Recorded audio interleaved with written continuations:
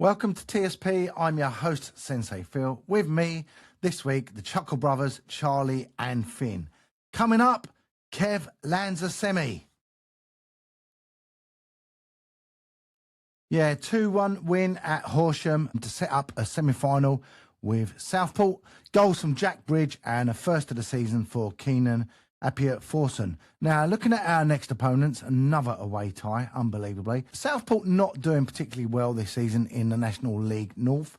Currently 17th place, played 35, won just 9, lost 14 and drawn 12 games. Scored 47 but conceded 56. So having a bit of a difficult season. Charlie, are you happy with that draw? Oh God, yeah, do I hell, yeah, absolutely.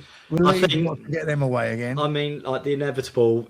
On paper, you look at it, and it should tee up a Southend Wildstone final, shouldn't it? Really, but we wanted to avoid them. I mean, I personally wanted to avoid them in the semis as much as it would be nice to finally have one over on them. I'd rather do that at Wembley than potentially have a banana skin in the semi-final. You know, when you're only a game away, no disrespect to Southport, you know, that's a side that you're going to want to take if you're one game away from a place at Wembley.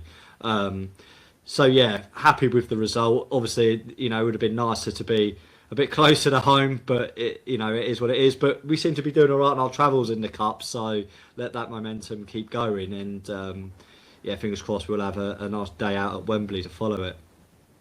Yeah, so Wilson have obviously got Marine, so as you say, you'd probably fancy them.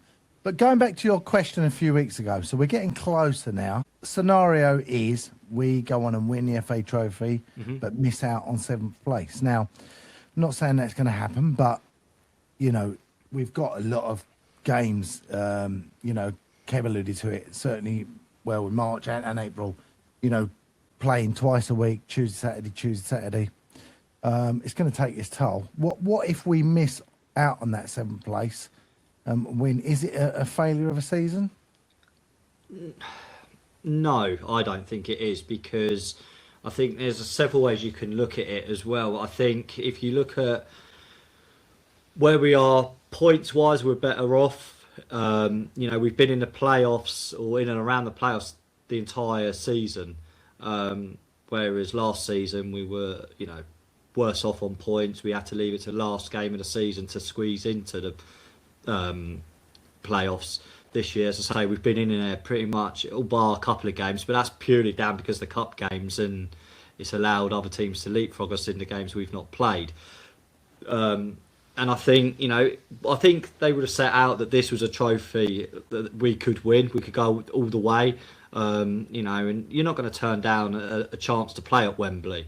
Now, I'm not worried about us dropping out of the playoffs. I think with the game in hands we've got, is it 3, 4, 5 games in hand? We've got 5 over Halifax now. Yeah, so they're building up, and I appreciate the congestion of fixtures may play a part, but this is where now we have to start looking at the rotation of squad, and sort of Finn's alluded to it, because I think one of my, it's not a frustration, but I think sometimes we may need to just look outside the box a little bit in terms of we set up a 3-5-2. That's, you know, that's Kev's formation. That's how we set out.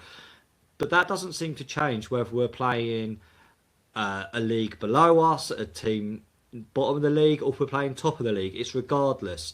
And I just feel that with these top 6 sides that we seem to really do struggle with. Now, although we are still in the game and we are not getting overrun, I just think sometimes maybe we need to tweak that formation and set up a bit differently against these teams that have got the better quality players, that maybe we need to shore up ourselves a little bit, and then give it to 60 minutes. And then if we still win the game, look at maybe, okay, let's tweak it and go 3-5-2 again or whatever. But I know it's hard because obviously with Gus, we get the best out of Gus in a 3-5-2. As soon as you put him into a back 4, you've lost all that forward threat that he possesses and what he's really good at. But I just think sometimes with the teams in this top 6, they've got some very, very good players, and I think we see it in Boreham Wood, especially in that first half. As I say, I think they dominated that game really, really well. They were quick on the turn, quick on the counter, and we did struggle with it. And then it wasn't until the second half where we then changed formation. And so we had the better of the 15, 20 minutes in the second half. Yeah, we pinned them back. Yeah, I thought so we were gonna get an yeah, equaliser and yeah, push on because we were yeah, pinning them. And Bridgie was getting so much joy out there, yeah, which is yeah, why it was frustrating, as you said, that we changed back again, yeah. which opened us up again. Yeah, yeah. So I just think sometimes we've just got to, horses for courses, if you like. We've just got to look at not that the formation might not benefit us against every single team. We might have to look at some of the better teams in the league and go, actually, okay, this formation they've probably got a bit more quality to actually open us up on the counter or whatever it may be. We may just need to look at tweaking that a little bit. So yeah, it's one for Kevin. I'm sure they'll be thinking about and looking at. I'm sure. Well, like you say, we've got the games in hand, which is always sounds easy, but football's not played on paper, and we're playing Tuesday, Saturday. You're definitely going to get rotation. So Yeah. One thing's for sure, they're all going to play a part. Yeah. But yeah, it was a frustrating game. You were there as well, Finn, talking about Boreham. Yeah, another game where we not managed to beat a top six side. Frustrating first half, if I'm honest. Abdul Malik and Booty just run that midfield, and I think what went for them is getting that early yellow card on Cav as well. I think it was 2 minutes, which was I was very close to it. It was very, very harsh. Speaking to Zach after, he said he felt the nudge and, knowing how weak the refs are in this league, went down. But he said, I thought I'd get the free kick, but I couldn't imagine he was going to give a yellow for that. Yeah. And he said, I can only think he was trying to make his mark early in the game, which was frustrating because actually, as the game went on, he didn't continue that. There was no consistency. And, Zach said that. He said, actually, that was for both sides. He wasn't... Probably there were other challenges where he could have given yellows and he didn't. So it was frustrating. And like you say, Charlie, we did change formation early second half and started to get some real joy. And then when Golding came on, I thought it was a case of putting him maybe in front of the back four and pushing Morts on a bit because Bridgie was really getting at them. But no, we reverted back to a free, and they found a space and scored a second. Finn, what did you make of those changes? And did it surprise you we changed back again when we were getting so much success? It did. Yeah, it did surprise me, to be honest. I liked bringing on Golden. I think he's a quality player, and I think when he starts getting a few starts and stuff, he'll show again why he's so class. But it did surprise me that we switched back because it seemed like finally in the game we were really starting to kind of find the spaces and create chances. We just look a lot more creative, I think, when we're playing back four. But obviously it comes with weaknesses. Our defence, I think, when we went to the back four, did look more shaky. I think, they had fewer chances, but their chances did look a little bit scarier. But I think it was almost worth it at that point because it was at that point where I thought, look, we just got to go for it now. We haven't got any wins against the top six, as we keep saying. And it was disappointing to go back to that, and it just felt like a bit of a, I don't know. It's a shame because the last few weeks have been quite positive, obviously with the results and scoring so many goals, and I think that was the game where it just made me kind of think, are we at the level where we can get promoted again? I don't want to be too reactionary, but if we can't be any of these teams above us at all, I don't see how we're going to get through and win the playoffs. That's providing we get there. Well, I think there was an air of frustration generally from the supporters after the game because, going into that, as you say, we were on the back of a great win at home to Morecambe, game you should win. Brackley away, another one of those games that looked like it was going to be frustrating. And we were chatting last week. Unfortunately, we didn't manage to get the podcast out, but, we were really frustrated trying to get chances. But what I liked about that, we kept going. We got the late goal. And then you could quite forgive Kev for sitting back and saying, right, let's settle for that one. But we didn't. We pushed on. Boys managed to break through and put a brilliant cross in for the fabulous own goal. And then we got a third as well. So for me, that was a great result where we weren't sitting back. We were pushing on. And saying, look, we're going to make a mark here. We are good, effective going forward. And we didn't kind of do that really against Boreham. Although, to be fair, we had our chances, didn't we? I mean, Dallas hit the bar very early on. If that goes in, it could be a different game. Obviously, Keenan's shot late on rattled the bar. But for me, the big chance was Kendall. You know, people were saying, yeah. well, the Dallas one, you know, it was an easy one. To be honest, as a former striker, from that position, he's got a split second to hit that. You've got players shutting him down, and you could be forgiven for hitting the bar from there. But for me, Kendall's through. He's got daylight between the defenders. You know, he's just one-on-one with the keeper. And rather than slotting it low like Hopper did in that Brackley game, he put it at a decent height for the keeper. So for me, we had chances. We can't say we didn't have chances because we did. Yeah, I mean, with Kendall, I think it was just before, literally it was on half time, wasn't it? Like 44 minutes, I think. So that goes in. We're going in going in at half time. We're probably feeling like, you know, we're going in with a win because, you know, all of a sudden the crowd's up, you've got your back up and that, and you'll be coming out completely different side, really. And I just think with Kendall's chance, I just wonder if he had too much time. Sometimes, you know, you've got that ball through, and if you've got to keep it coming down in here, it's a split-second reaction. You make probably a better decision, but I think he's had time there to probably think, and maybe too much time as to what to do with it, and in the end, you know, the keeper's managed to come out and make the block.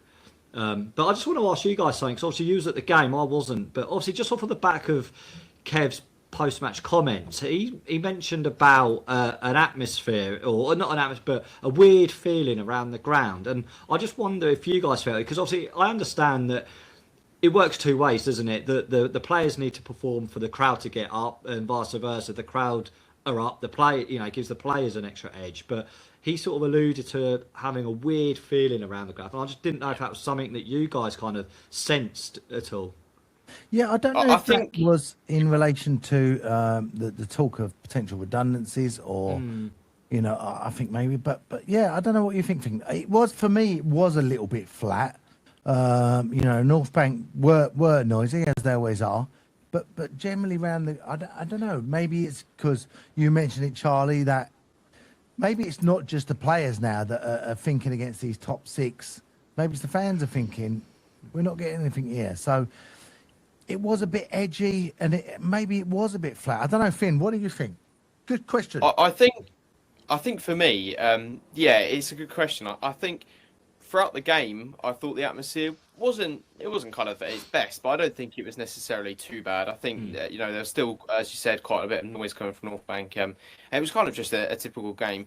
To be honest, so after the game, I saw probably one or two kind of, I mean, I'll be careful what I say, but I'll say idiots, basically, at the front, just in front of where I sit, kind of hammering abuse at the players. And it was unbelievable, really. But the vast majority of other fans, no, it's unbelievable. And to be honest, it's something I haven't seen at Southend in a very long time. It's just very weird. But I don't know if he was kind of referencing that. But to be honest, I do think it was kind of a strange comment for him to make. And I say that just because I just think it's not a great thing to say in a kind of press conference.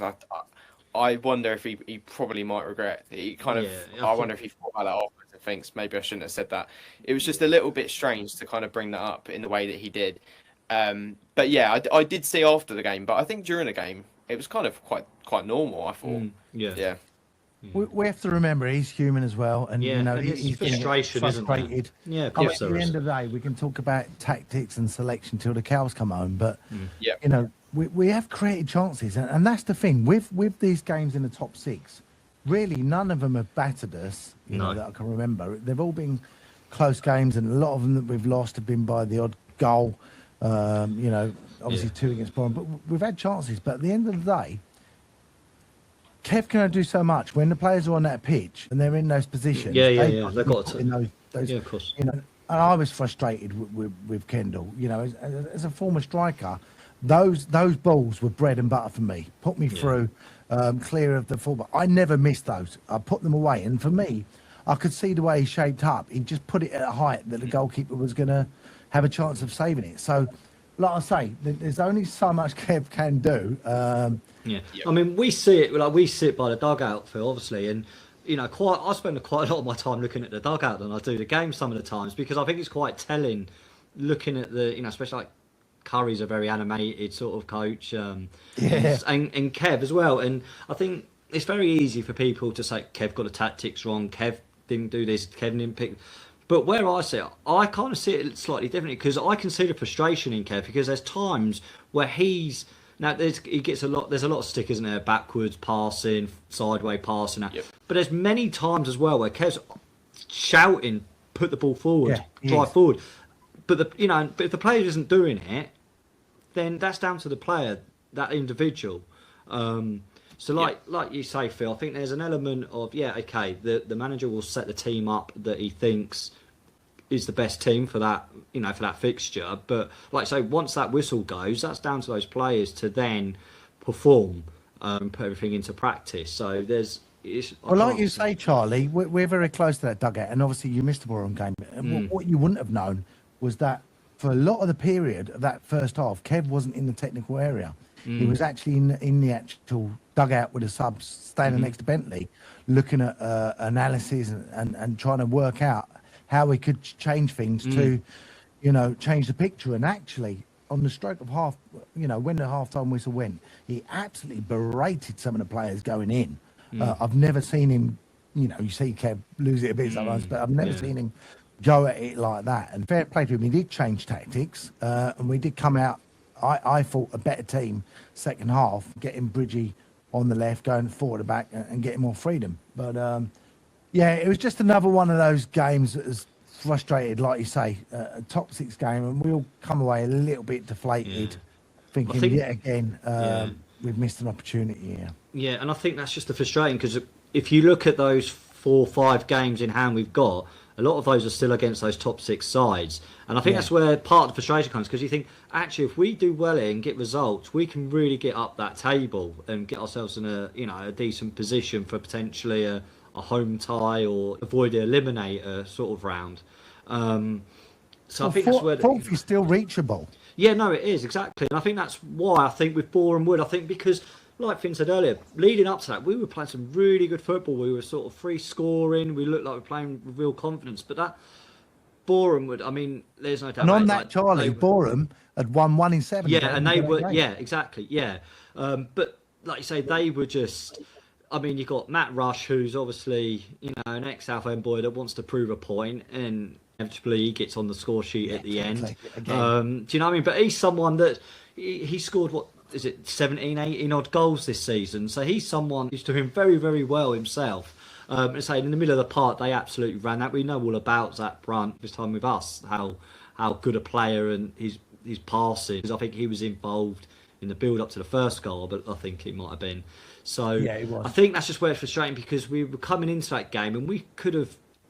I felt that if there was going to be a change in terms of our luck against these top 6 sides, that could have been the game to got that win. I think get that win, it really puts the momentum on us, but it wasn't to be. And obviously we got a game against Carlisle Saturday to try and sort it out. But we'll go through that shortly, I'm sure. Well, one player I will mention is a player for Boreham is Abdul Malik. Unbelievable player, and I think that's the kind of a player that we miss. When you go back down the years, your Jamal Campbell Rices and your Andy Answer, he's another one in that kind of ilk, and fabulous player. Certainly a player that we could do within our side. Finn. Yeah, absolutely. And, we've said it before, like, there's so many players in there you pick out. But I think, for me, he was the most impressive. What a player he is. Handful. To be honest. Handful. And I think he's probably could play maybe 2 levels above this. He would not look out of place in a League One side, potentially even a lower table kind of championship. He really is that good.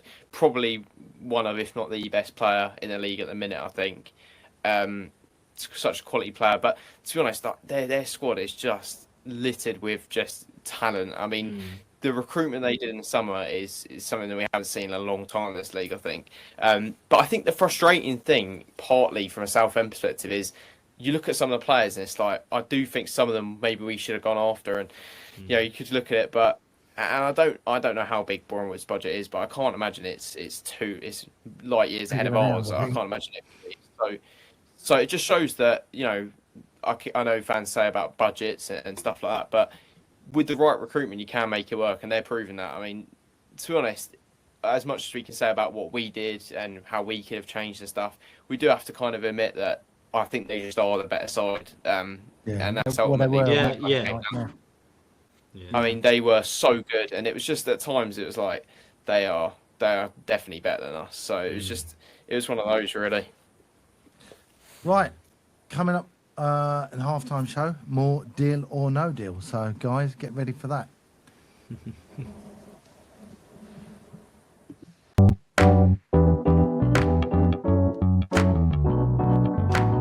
Powered by Riverside.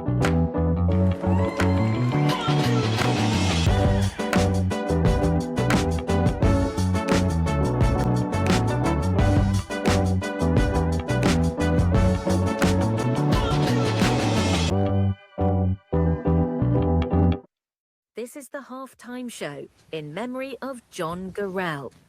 Right, a reminder of the deals we've discussed so far, and this is on the majority vote, so this is not necessarily me. So we said yes to Colin, Gus, Windy, Harry Taylor, Nathan Ralph and Joe Gubbins. Not sure if all that will happen or not. We will find out. We said no to Hussein, Morton, Miley and Bridge. Remember, I didn't say that before I get shot. But listen, let's look on to more of the midfielders. So starting up, Ollie Coker, he'll be 23, I think it's this month actually. So he's still young. Ollie's an interesting one because he's great talent, but I just don't think he's getting the opportunities this season. Peterborough obviously sniffing around him beginning of the season. So he's obviously got the quality, as recognised. Guys, what do you think's going on here? And are we talking deal or no deal? I personally, I'll start because I think definitely a deal. I say that because, as you say, I don't know if he's getting quite enough chances. I mean, my kind of dream three in midfield would be Leon, Keenan and Coker, personally. But it kind of depends, if you play the kind of role that you want for the team. But I just think as a midfielder, he is potentially one of the most complete in the sense that he is always involved. He's got great passing. He's got great finishing. He's quite a well-rounded player, and I really like having players like that in midfield. I think he's a strong player. I'd definitely go deal, but as you say, hopefully he gets enough chances. Well, he made the big difference, didn't he, against Brackley when we kept probing, couldn't get anything. And then, he played an absolutely brilliant ball out onto the left channel to open them up and put Kendall in, which obviously gave Hopper the goal. Great goal that was. Charlie, what are your thoughts? I mean, would you forgive him for saying I might look elsewhere next season? So in answer to your original question, I would give him a deal. I'm with Finn now. I think he's a very, very good player for us at a good age. Like Finn said, he's a very rounded one. I think he looks really good in the middle of that park. Now, to answer your second part of the question, would I be upset if he I'd be upset if he goes. Would I blame him for wanting to go? No, I don't think you can, because you can't begrudge any player that wants to play minutes, and if he gets the opportunity to play on a higher level, then he's a homegrown lad. You want him to do the best he can. Obviously, we would hope that he could do that with us. But if it is that another club come calling, or there's any opportunity of making some money, ultimately, I think it would be very hard for us to stand in his way for that.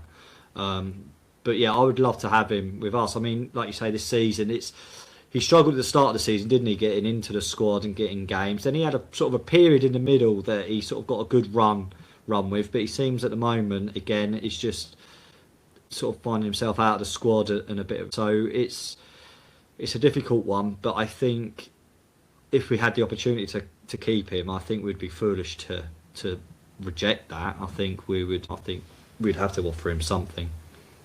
So that's 3 yeses then for Cokes. Keenan, again, another yes for me. I love his energy. If he can get there on time, for me, it's a no-brainer. Charlie? Yeah. So I'm with you again. It's an absolute no-brainer. I think Keenan's a player that we should be looking at as in our future plans with his involvement. Like like we touched on earlier, maybe his goal return needs to be a little bit better. But aside from that, what he gives us in attacking form and even just his disruptive play, and I really love him. I really do, and I think he's not the biggest of guys, but he's kind of like a Jack Payne, isn't he? He's just one of those players that will get around the pitch and be a real nuisance. Got a good tackle on him. And really good engine on him as well. He's really good engine. So, 100%. I think the period he's been out, we have missed him. And for me, we could do with a couple more of Keenans. Young, full of energy, full of running forward. I think that would make a massive difference to our squad. Finn, what about for you? Yep, absolutely, Adele. I mean, I'm a little bit biased because he's come on my podcast and I know him quite well. I do like him, but if I'm being unbiased, I'll still say Dill. I mean, it's a no-brainer, really. He's a quality player.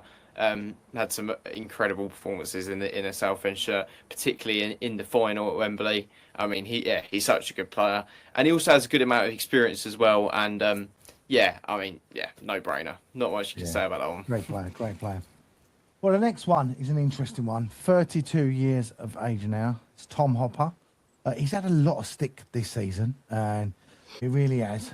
He's obviously at the latter end of his career now. Have we seen the best of him? I think he's a different player to what he was when he was originally with us. I think that's fair. I think obviously we had him quite a few years ago, so he's a lot younger and stuff. And as you say, he's come in for a lot of criticism. Now, I don't think the criticism is probably to do with his lack of effort. I think it's just, ultimately strikers and forwards will get marked on the goals they're scoring. And I think the longer that period was going on where he wasn't scoring, it was just mounting more and more pressure. And he would have put more pressure on himself. He knows that ultimately that he gets paid to score. And the longer that goes on without happening, people are going to start questioning him. As I say, I think with his work rate, I think, was brilliant, and I've never questioned his work rate, because when he has come on, he's given us something different there and stuff. But I just think he's not the player that he'll come on and run at strikers. He's not that sort of player. He's, like you say, he's at the later end of his career now. We've got players ahead of him that will do the running. Slavy, you've got Kendall. There's plenty of players ahead of him that will take those roles. But I don't think I would give him a deal. And that's purely because, like we've touched on, I think he's at the end of his career. And I think if we want to start getting up these leagues, we need to start getting someone that we know will give us that return on the goals. For all the hard work and the graft, I appreciate that. But it's the goals that win you games. And I think, ideally, we need to find a striker that we can go to, and we know they're giving us 10, 15 goals a season. For me, it'll be a no deal. Yeah, I mean, I was delighted that he got his goal. Absolutely. Yeah. Followed up again. That was a great finish against Brackley. Good first time.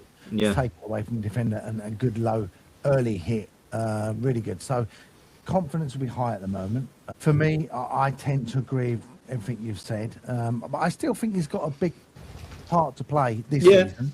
Oh, absolutely, He's got a lot of games, and actually, out of all of them, he's the one that seems to remain fit. Funny enough, I think he's been in pretty much every squad. Finn, what are your comments?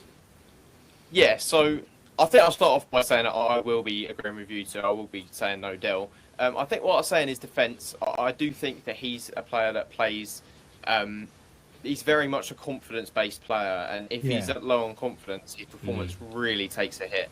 And I think we've seen that this season. I think him scoring and kind of the reaction of the players around him probably tells you what he's like in training and the kind of professional he is. But unfortunately, I don't think he's any more good enough for this level. Unfortunately, I think it's the easiest kind of no deal for me out of all of them. As much as it's kind of not nice to say no deal to any player, really, but for me, if we want to push on, it's got to be a no deal. Well, it's got to be nice because he's studying to be a lawyer.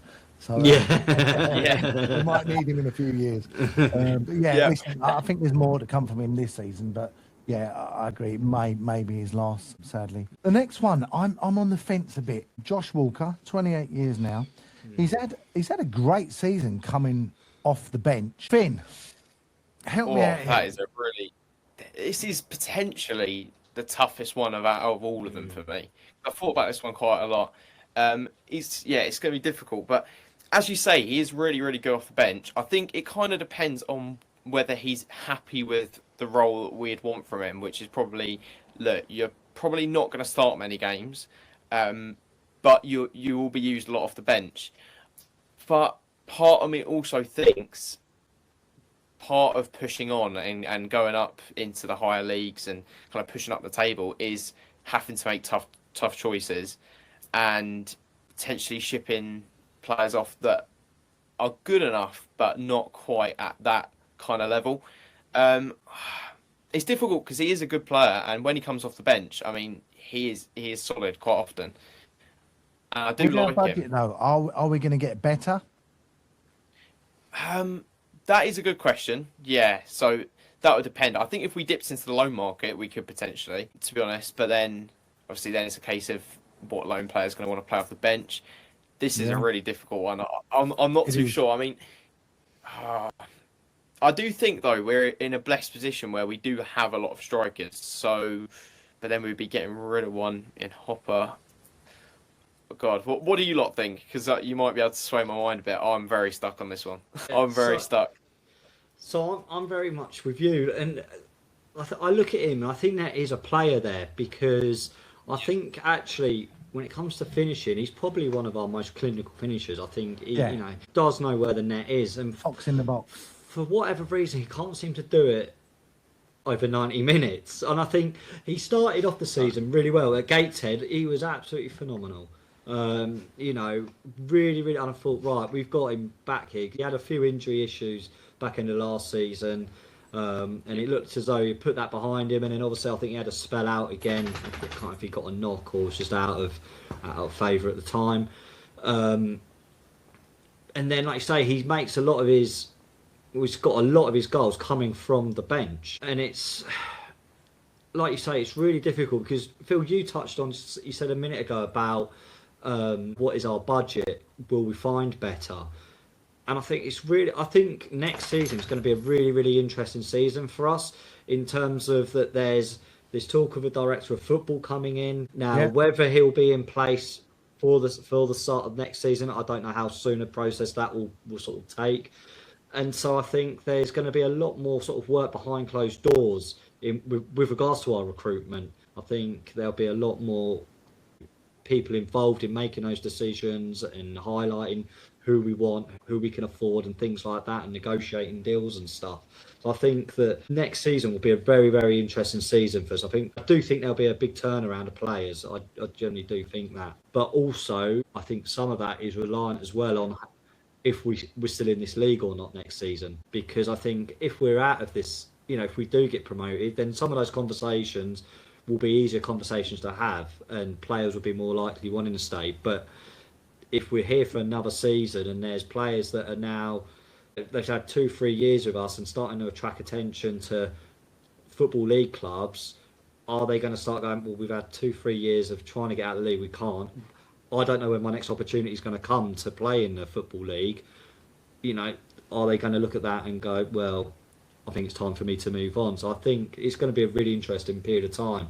And I think that's where Walker kind of fits in, because I think if we're still in the National League, I think I would probably keep him because he gives us that something coming off the bench. I think that's the key, isn't it? Where we're going to be, because like you say, if we are fortunate to go up, and I think it's a big ask because we have shown this season that we struggle against the top 6, but then again last season we came from nowhere to get in there to end up in the final. So as long as you're in that mix, in that 7th place, it is about momentum. Anything can happen, but I think, like you say, Charlie, if we do push up in Division 2, we're that fortunate, we're not going to really get the best out of him. But in this league, maybe that's his level, and he has been useful for us this season. Yeah, he is. And there is a player there. He is capable. It's just that consistency. We just need to get that's what's key with him. We need to get that consistent performance week in, week out, which we just seem to struggle with. Well, he seems to struggle with. So it is difficult, and I just don't know if I can give you an answer right now as to well, whether or I'm not I asking give for it one. I mean, It's a yes for me. I mean, it's a bit, yeah. Given our current situation where we are now, it would be a yes. But as I say, if we was on the cusp of getting promoted, then I'd probably say no. But for now, if you're asking me right now, yeah, I'd keep him. Finn? Yeah, I think Charlie's spot on. I think right now I'd say yes, but if we get promoted, I'm not entirely sure. And I do kind of, part of me does feel as well for him, he is good enough to be a first team player for a club, probably even in this division, probably like a lower league, maybe like a Yeovil or someone like that. He's good enough to be a starter in this league, I think.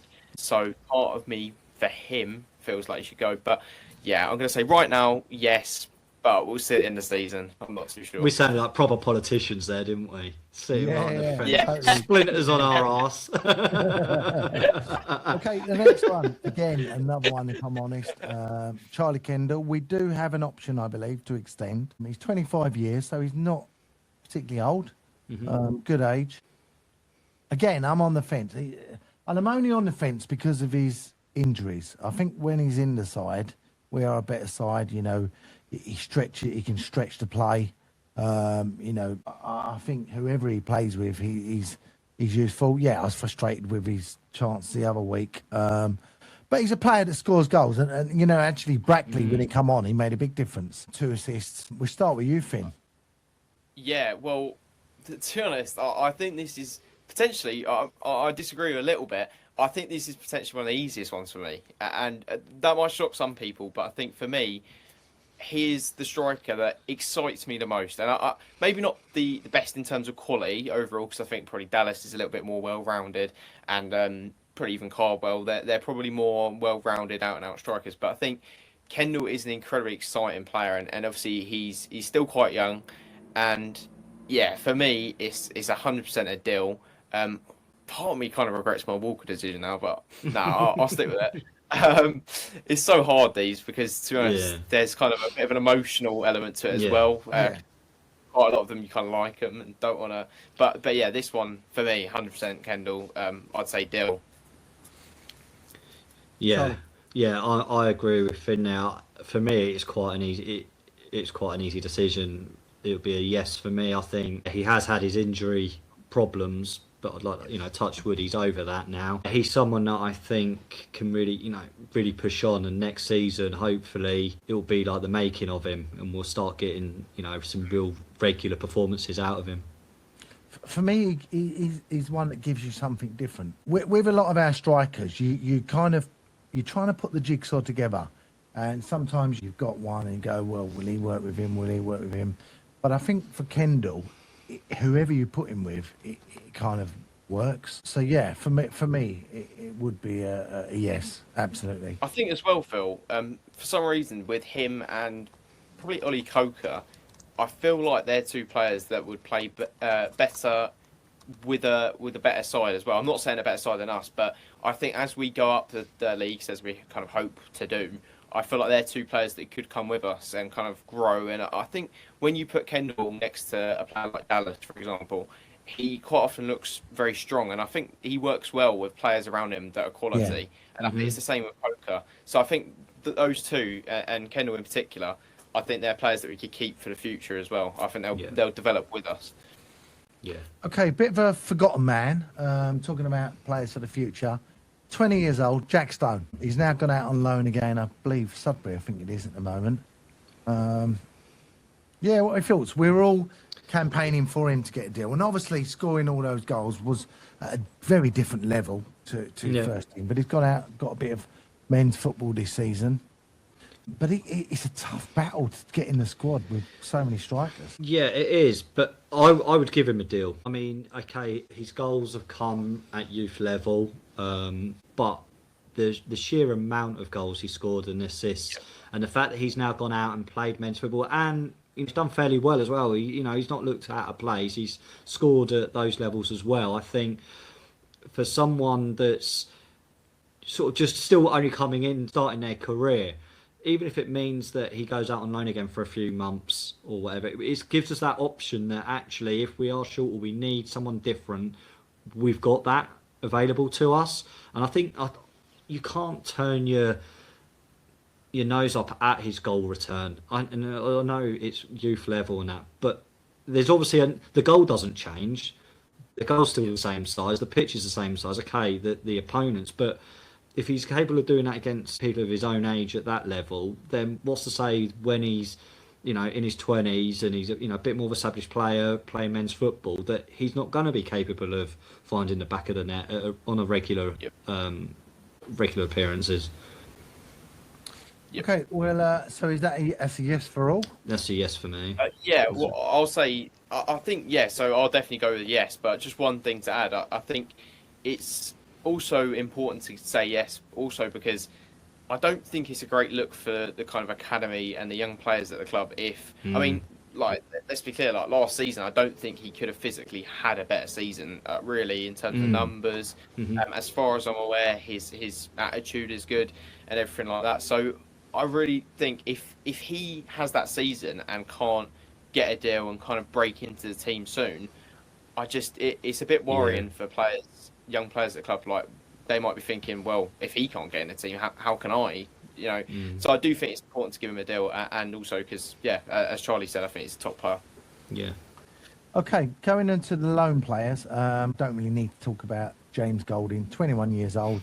Yes. Yes. Wrong voice of a player. We can move on. Yeah. Hopefully, yeah. Yeah. Let's talk about Harry Cardwell. I mean, I absolutely love Cards. I think he is a beast of a player when he's on it. When he's with us a couple of years ago, scoring a lot of goals. There's no one better up front for me in Kev's system.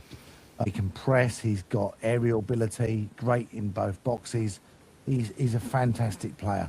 But 29 years old, we've not really seen much of him since he's been back, and that is, Charlie, you alluded to it or back, the injuries that he's had.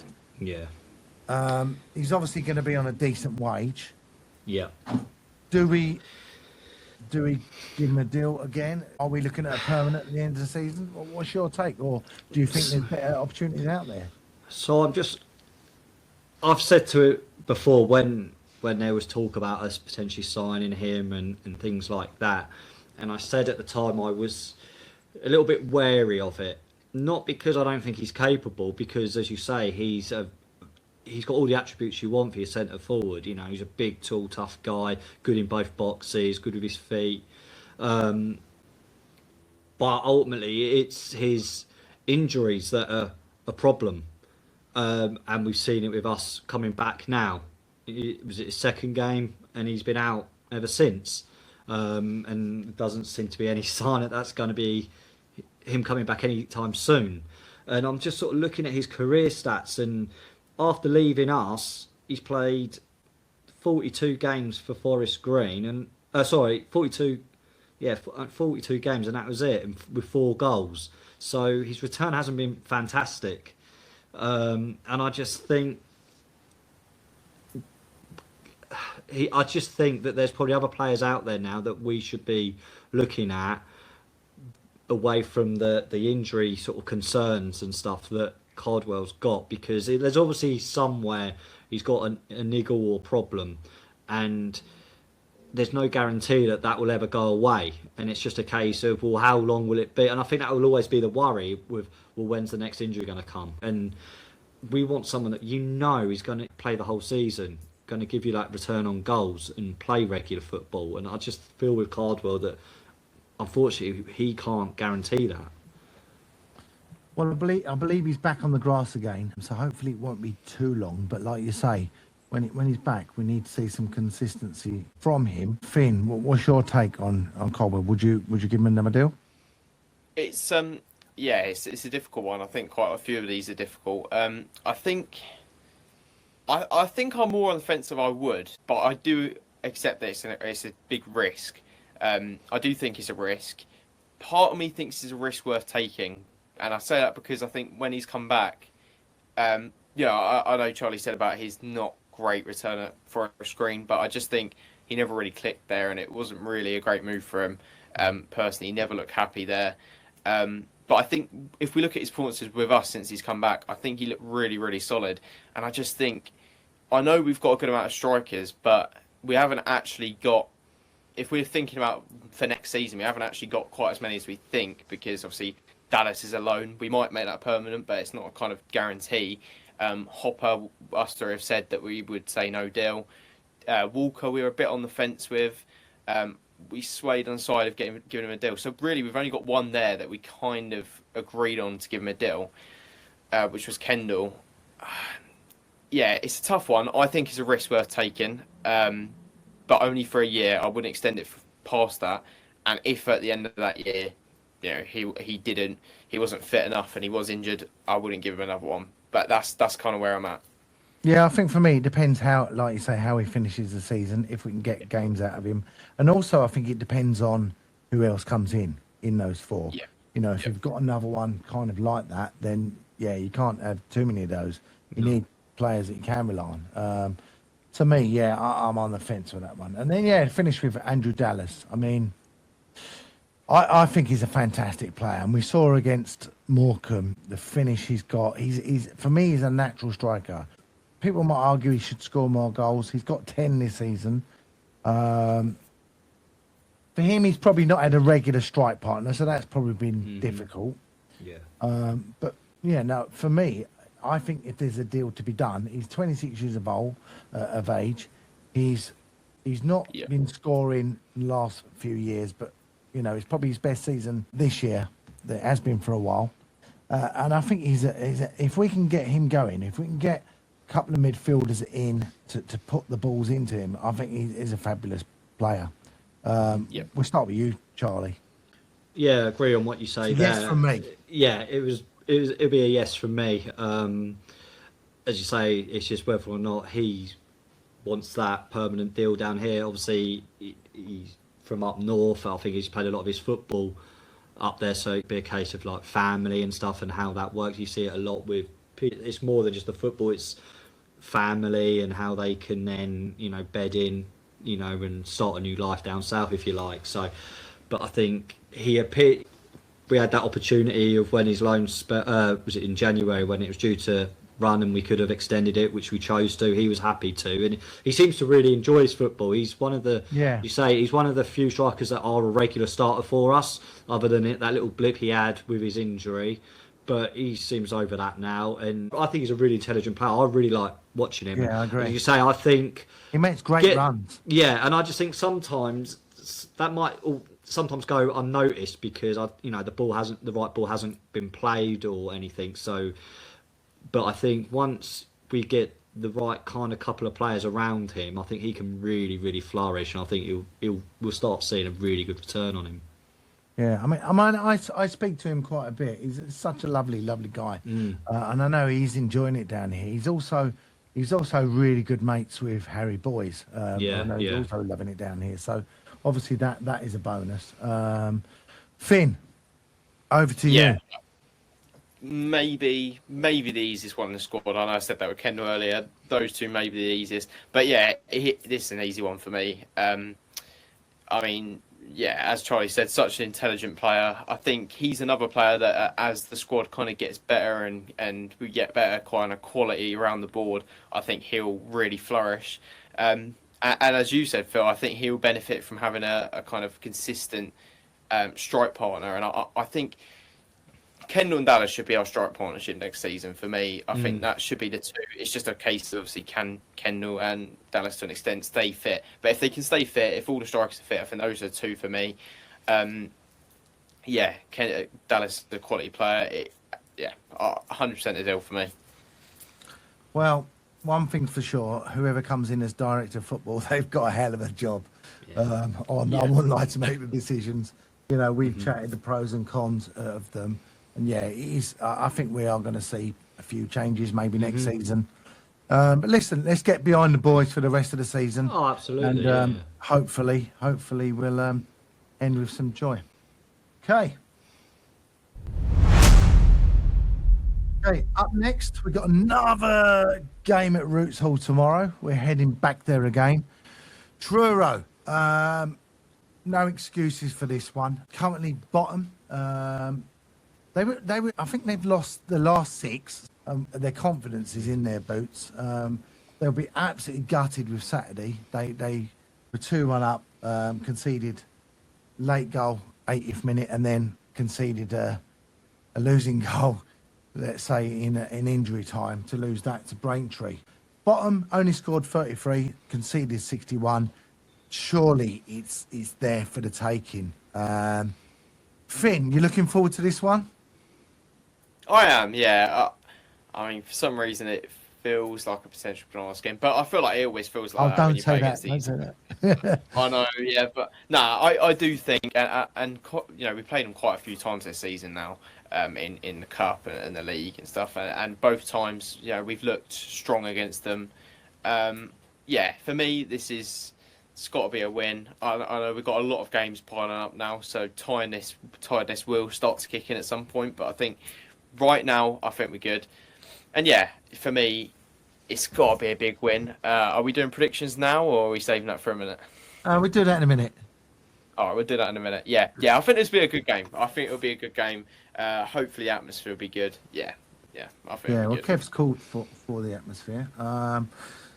Charlie, are you going to be taking your calculator to tally up the goals, or how do you think it's going to go? You know what? I was earlier on. I was thinking about this because I was like, where they are, it should be just a formality, shouldn't it? And I think it is. I think we will win. I don't think. We played them early on in the season. They did give us a good game. We did struggle to sort of break them down, but we got there in the end. But I think it's one of those, isn't it? It's the early games in the season. People are trying to find each other out and things. Now the table's settled down. Teams are where they are for a reason. And sadly for Truro, I don't think they have enough to really warrant, especially at our place. I think it's 8,000. In state ground. I think we'll win that.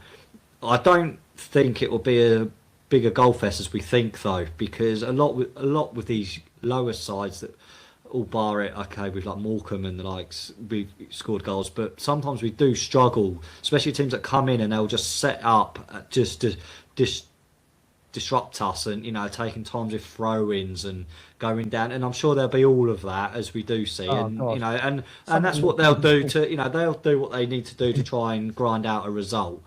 We've got to find a way of being patient. I think that'll be really crucial tomorrow night. I think because I can see it. The longer it going on, that's when the crowds start getting a bit uneasy and things like that. So you'd like to think a nice early goal settle the crowd, settle the nerves, and then we can just play our free-flowing football. And Truro won't have a choice but to have to sort of come at us. So we won't go into score predictions, but I don't think... Who would you bring in? I mean, obviously, we rested a lot. Gus will come back, so will boys.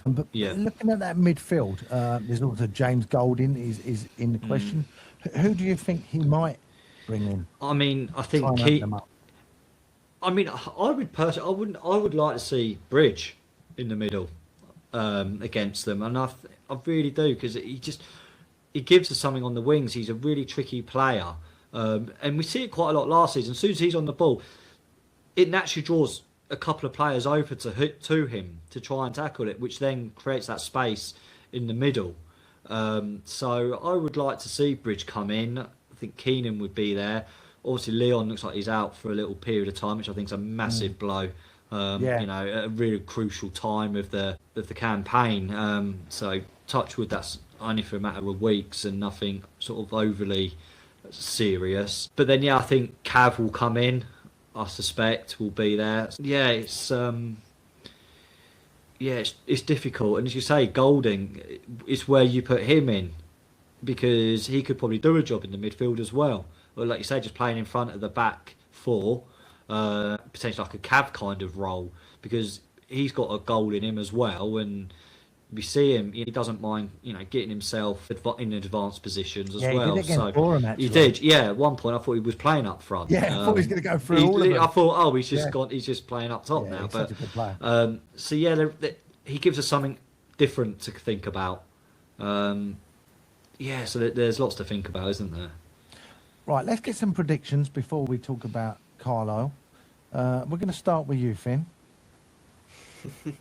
Oh God, I never know whether to go too crazy with these because whenever we get crazy, End up with I'm feeling 6-0, but I don't want to go for that 'cause that's just 6.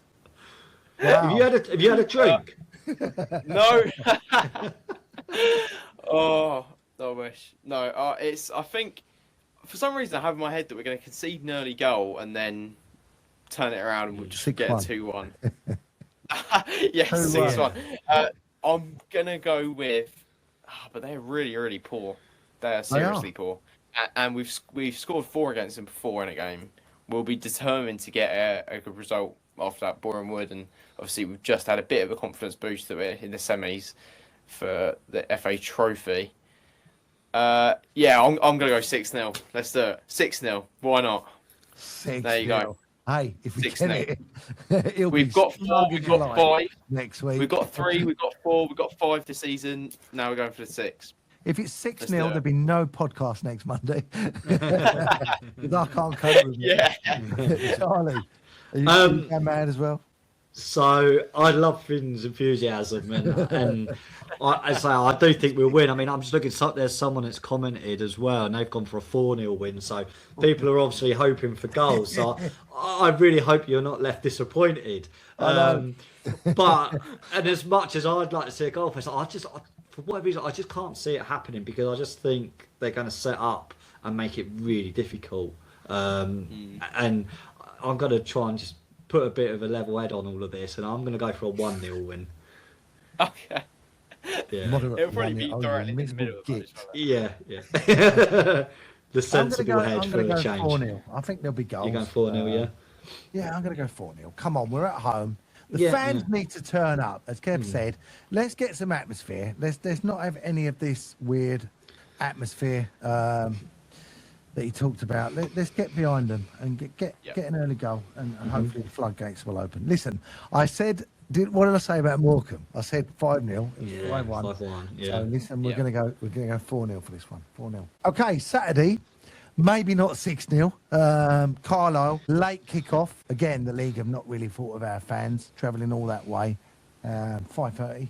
They've won 4 from their last 5, so they're looking very strong. They are looking very good for a third-place finish. Funny enough, Linney and Con Clark not been scoring recently. No. But they've got another guy, David Ajiboye. He's on a really good scoring run. It's going to be a tough game. And another one of those top 6 games. Charlie, are we going to eventually get a win against one of these boys? So I'm hoping to go to this game. So I'm hoping it'll be a result because it's a long way to go. You better leave now. If it's not, yeah. But like you say, I think when they're at our place, Con Clark and Linney, that opening 20 minutes, they absolutely opened us up, and I think it took us 20 minutes to really then get into the game. After that, I think we were the better team by far, we were, to be fair. by absolute far, and I think we left disappointed without, let alone a point. I think we're disappointed not to get a win. I think all by those opening 20 minutes, we were brilliant. One of the best footballs, best football we've played this season. But like you say, it's interesting to say about Linney and Con Clark because I think I watched them against Forest Green. I think it was. I think they were like 3-0 up in the first half or something, which was a shame for Forest Green, let's say.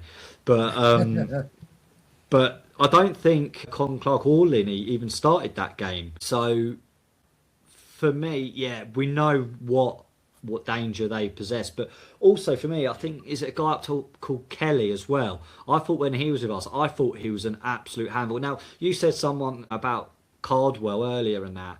Now Kelly is someone that I thought would be superb. He's a tall, big centre half, winning every header. Georgie Kelly. Yeah, I thought he was really good. So he's someone that I think we we need to keep an eye on because he can really hurt us, I think. But he scored in the last 2 games actually. Yeah, so he poses a real threat. But I don't know. I think we'll go away from home, and maybe that'll suit us. I don't know.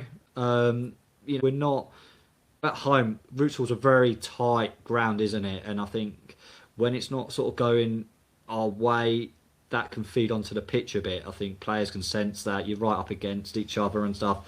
Obviously, Carlisle will be a little bit further away from the pitch and that, and I think I'm sure we'll take great numbers again. We'll make it a really good atmosphere there. So I think it will be, I don't know, I actually fancy us to win there. I really do. I couldn't tell you really what that's based on. I just got a hunch, and I think sooner or later we'll put one of these performances against, all bar the Boreham Wood last week. We've played well against these top six sides. It's only been the odd goal or a mistake that they've scored from. It's very rare that they've opened us up, all by Carlisle's 2 goals at our place. Other than that, we've been in the game. We just haven't been clinical enough ourselves. Now the strikers are starting to find the back of the net on a more regular basis, and I think I just feel that this Saturday against Carlisle it'll be on the TV. Players will be up for it. Be a good crowd there. 2 very very good footballing sides, and I just think that this will be the game where we will break this taboo, if you like, and hopefully that will then lead on into the next coming weeks. Let's get some predictions. We'll start with you, Charlie. Ooh. See, now this is a game where I think there will be goals. I'm gonna go with I'll go a 3-2 win. Ooh. Yeah. Finn, 12-0. No, definitely not. Honestly, I'm between a draw, win, and loss. Draw, No, win, and loss. that typically is what happens. That don't You're happen. not wrong. Could be a waterlogged pitch again. But yeah, it could be postponed. There you go. Yeah, it's going to be a draw, a win, or a loss. I'm pretty sure. There you go. That's my prediction. I'll put a tenner on it. Yeah. Well, technically, I think I might be right on that. There will be one of those. Could be. No, I'm all over the place with this one. I never predict losses in these. I've never ever predicted us to lose in a stream. I never like to predict us to lose, so I'm not going to go for a loss. I thought about a draw, but I don't want to be boring. I'm going to go for a 2-1 win. Charlie has convinced me that we're going to get a win out of this. So yeah, I'm going to say win, but it could be a draw, win, or loss. Who knows? Well, listen, loving the comments in the chat. Nicola Mayer has said, I'd like to nick a 1-0 win. And I agree on that. I would as well, from anyone. She also said Linney wasn't on the bench against Forest Green. So that's interesting. Maybe he's got a bit of a niggle at the moment. Yeah, but yeah, listen, they've still got players that can put the ball in the back of the net. I'm going to go 1-0, and I'm going to go James Golding is going to smash a late winner in. And Charlie's going to be happy coming all the way home from Carlisle. Carlisle, yeah. Yeah. Well, fingers crossed. We're going to go there with confidence, following our 6-0 win tomorrow night. Yeah. Go and get a winning goal. We're going to come back with the points at last against top 6 sides. Okay, that is it for tonight. Next week we will have reaction from Truro and Carlisle. Will it be 6? Will it be a win? Will it be a draw? Or will it be a loss? Hopefully one of those, Finn. It will be. Should be one of those. Should be. Thanks again, Finn, Charlie, Hindsight. and our sponsor, Surgical Holdings. Have a great week. Enjoy the game tomorrow, and we will see you soon.